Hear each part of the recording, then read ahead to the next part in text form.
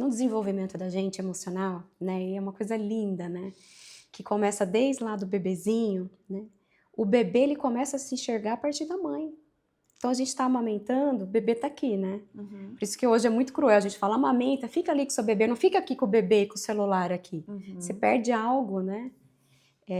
Conexão. Uma conexão que é primordial para a nossa constituição, né? Aí você fala assim, ah, mas e a mãe que não amamenta? Poxa, a mamadeira também, mas tá ali o olhar, né? E na hora que a gente se olha, até pelos nossos olhos, é algo meio poético, mas a gente se olha no reflexo do outro, né? Então, a partir daquele amor que você teve, né, do rompimento com aquela pessoa, é como se você deixasse de existir um pedaço, porque a- o olhar dele, né, as palavras dele, né, já Aquela não versão existem sua. mais. Para ele, deixou de existir. Então, de fato, um pedaço de nós morre junto, né? Então, é a dor do silêncio, né? De não ouvir, é a dor da presença, né? Daquela conexão e é a dor do vínculo, né? Então é isso, a gente dá um novo significado simbólico para esse vínculo, né? E internalizar essa falta com a completude. Eu falo que para tudo na vida psíquica, na verdade, né, em todos os âmbitos, a gente sabe o que a gente quer fazer na vida, o que a gente quer a partir de uma falta. E a partir da falta, dessa falta do luto, né, a gente dá um novo significado para a gente. Isso é uma das dores mais difíceis, porque a gente está lidando com uma ausência, mas é uma potência depois, quando a gente passa por isso. De certa forma, Sami, a gente vive lutos todos os dias. Todo dia a gente está enlutando de alguma coisa. De um amigo, de um momento da vida, do corpo físico, de alguma coisa que a gente perdeu e a gente precisa, viu, vamos seguir em frente, né?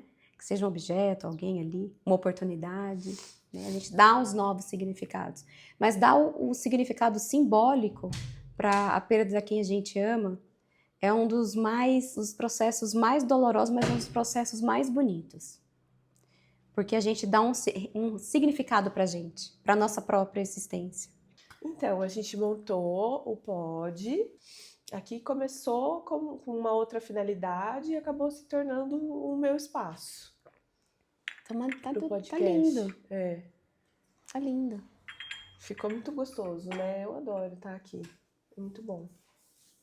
Acho que acaba sendo o seu vínculo também, um pouco com ele, né? Muito, né? Tudo ele que escolheu. A parte decorativa aqui do final fui eu, mas a parte estrutural da reforma foi tudo ele que escolheu. E fez pra mim, né? Ele fez pra mim. Então, é muito especial. E isso também me dá muita força, assim, de falar, não, eu vou honrar Isso. tudo que a gente idealizou, tudo que a gente sonhou e estava construindo, né? Eu quero dar muito da sequência em tudo. Então, essa é uma fonte de força também, né? Com certeza. É. Ô Mari, mas do jeito que você estava explicando, para a gente internalizar e ser uma simbologia, como faz isso na prática? É isso. Explica, porque é difícil. Olha, e eu te falei, é um processo, Samia, praticamente existencial, então não tem um tempo, né? As pessoas falam, ai, você precisa, né? Antigamente, né, tinha uma classificação até para a gente poder discriminar o que era uma patologia, né, de um processo do luto, né, é normal. Mas hoje, por uma pessoa ser cada um de um jeito, cada um vivenciar a dor de um jeito, a gente não consegue descrever. Óbvio que se passam, como a gente falou, né, anteriormente, 10 anos e a gente está ali e não segue em frente com o trabalho, a pessoa já não tem mais vontade de viver, tem uma depressão muito profunda, isso sim a gente precisa olhar, né? Mas no caso, para essa elaboração, né, como você está me perguntando, que eu acredito que é a vontade que todo mundo, quando está no luto, na dor, é se livrar daquilo de uma vez por todas, né? Que aquilo ali não passasse realmente de um sonho, né? Mas é respeitar o seu tempo. E aí eu acho que a gente entra numa questão com a vida, né? A gente está sempre em desavença com o tempo. Uhum. A vida inteira, nossa. Eu não digo só do luto, em qualquer momento. Eu já passei o tempo de fazer tal coisa, ou eu já não vou mais ter tempo. Eu vou começar agora algo, não dá mais tempo. A gente sempre tá, né, de mal com o tempo. Uhum. Então, a primeira coisa, por isso que eu falo, é um convite muito potente para a vida, porque o luto, ele te coloca em xeque com outras coisas da vida, não só com a perda em si, entende? Uhum.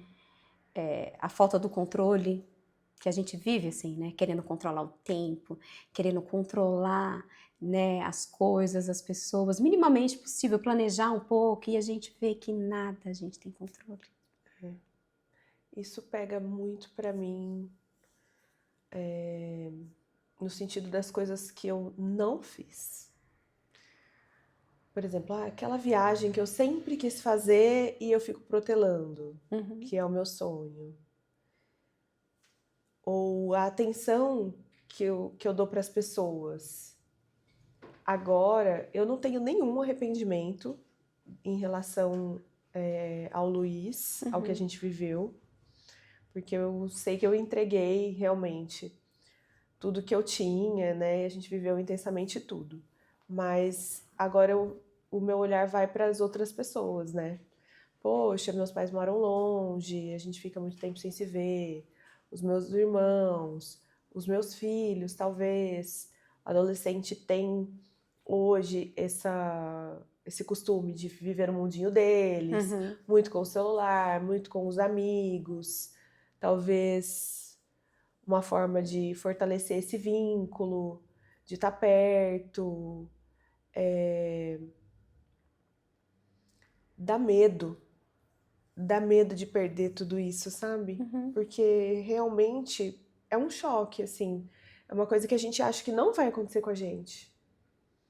Nunca imaginei que isso aconteceria comigo. Eu sei que eu vou perder as pessoas, a gente sabe que vai morrer, mas eu acho que a gente vive inconsciente disso. Como se a gente fosse viver para sempre. E aí, quando a morte chega perto da gente, você fala assim, não, calma.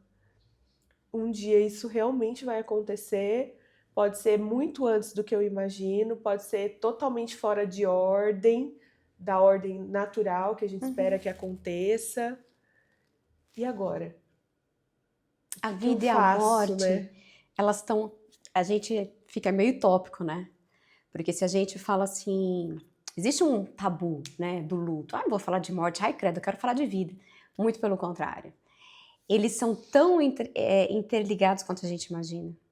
Porque é isso, né? Olha só, foi um convite para você olhar para a sua vida. Então, a partir da consciência da finitude, que ela existe. A taxa de mortalidade é 100%, isso é um fato, né? Estamos morrendo todos os dias. Mas, óbvio, a gente não fica pensando nisso, porque a gente está vivendo, né?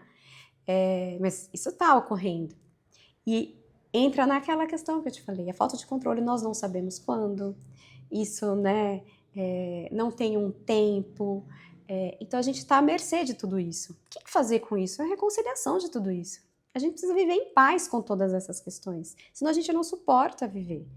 Porque, imagine se a gente sucumbir ao medo, o que acontece com o medo de morrer? Eu deixo realmente de viver. Aí eu não vou viajar, vou fazer aquela viagem, eu não vou me arriscar, eu não vou me colocar, né, nas situações em que eu posso vivenciar grandes amores, grandes aventuras, grandes experiências.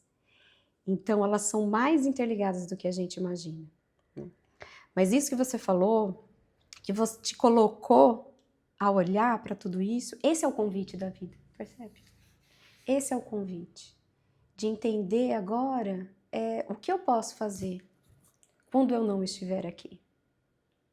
Porque no fim, Sâmia, das contas, a única coisa que fica quando a gente vai é a lembrança que a gente deixa para as pessoas. E você me perguntou como que a gente faz para internalizar, né? Eu costumo dizer que é o seguinte, a morte, ela pode ser muito utópica no sentido do quê? Eu vou até fazer uma brincadeira. A gente fala que ex-bom é ex-morto, né? A gente costuma dizer. E aí a gente volta a dizer daquele vínculo que se rompeu. A pessoa, ela está viva, mas de certa forma, quando a gente elabora um término, não é que a pessoa morreu de fato, mas dentro da gente, de certa forma, ela não existe mais. Uhum. Não existe mais o sentimento, não existe mais as lembranças, né? Não tem ódio, não tem mágoa, não tem nada, mas é porque simplesmente acabou, seguiu em frente. E é esse seguir em frente, com muita leveza. Pronto, você elaborou, né?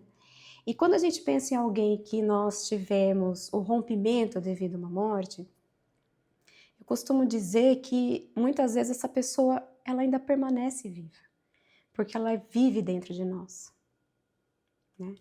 Então eu tenho, vou dar um exemplo para você, a minha filha de 8 anos, né? Se você chegar e perguntar para ela, Maitê, como que era o vovô Marquinho? O meu pai, que faleceu quando eu tinha 11 anos. Obviamente ela não conheceu o meu pai, né? Ela vai falar, o vovô Marquinho, ele era super engraçado. Ele adorava dançar, ele contava piada. Nossa, ele era muito legal. Como que ela sabe? Porque você alimenta isso nela. Você Por- mantém ele vivo. Porque eu mantenho ele vivo, dentro de mim, na minha vida, né? Nas memórias, nas lembranças. Ele é uma parte, né? Ali, presente. Então a gente, de fato, só deixa de viver quando ninguém mais nos lembrar, né? Quando não tiver mais ninguém lembrando, falando ou sentindo algo por nós aqui. O Cauê me falou isso. A gente tava resolvendo alguma coisa aí pela rua. Ele tava comigo e aí eu caí no choro, né? Uhum. Aí eu falei, ai filho, eu não acredito, eu não acredito. Aí ele falou, mãe, a pessoa só morre quando a gente esquece ela. E a gente nunca vai esquecer o Luiz.